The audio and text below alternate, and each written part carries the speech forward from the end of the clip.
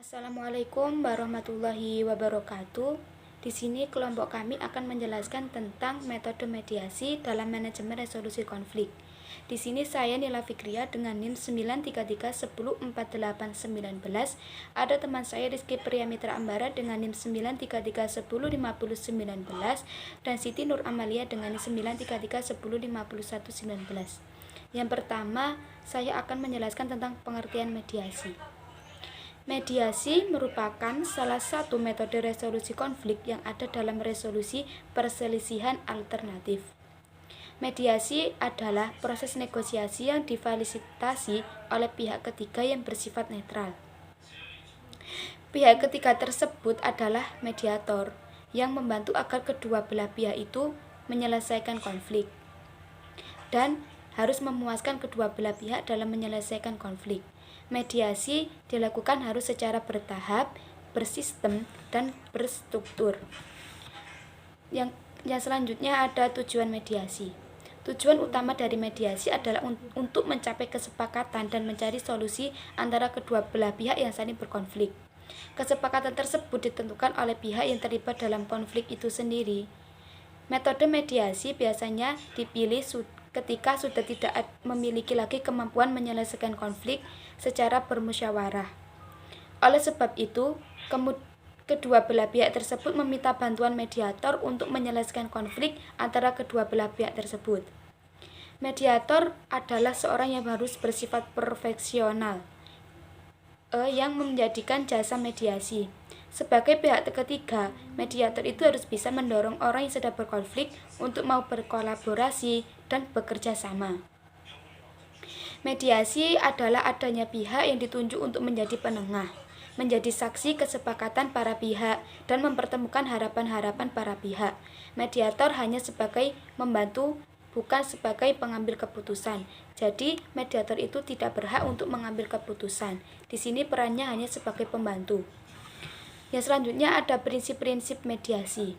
Prinsip-prinsip dasar mediasi adalah suatu landasan filosofis dari diselenggarakannya suatu mediasi yang merupakan kerangka kerja yang harus diketahui oleh seseorang mediator, sehingga dalam menjalankan suatu proses mediasi tidak keluar dari arah filosofis yang melatar belakangi lahirnya mediasi. Selanjutnya saya akan menjelaskan tentang menurut Ras-Kaltun terdapat 6 prinsip dasar mediasi, yaitu yang pertama prinsip kerahasiaan, yang kedua prinsip netralitas, yang ketiga prinsip solusi, yang keempat prinsip pemberdayaan, yang kelima prinsip netralitas, dan yang terakhir prinsip sukarela.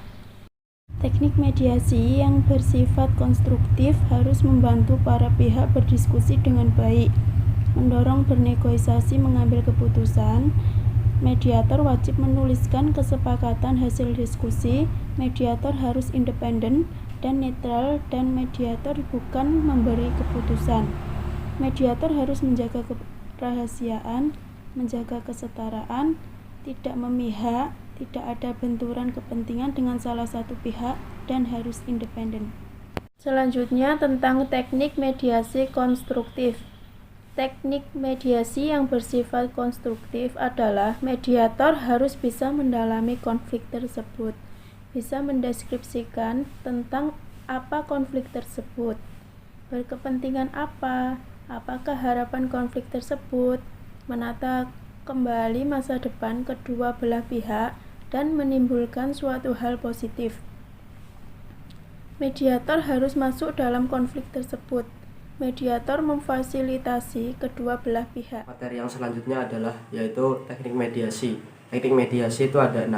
Yang pertama pembukaan mediasi, yang kedua presentasi para pihak, yang ketiga motivasi dan definisi, yang keempat negosiasi dan solusi, yang kelima penyusunan kesepakatan, yang keenam penutup mediasi. Yang selanjutnya adalah tahap proses mediasi, yaitu ada 7.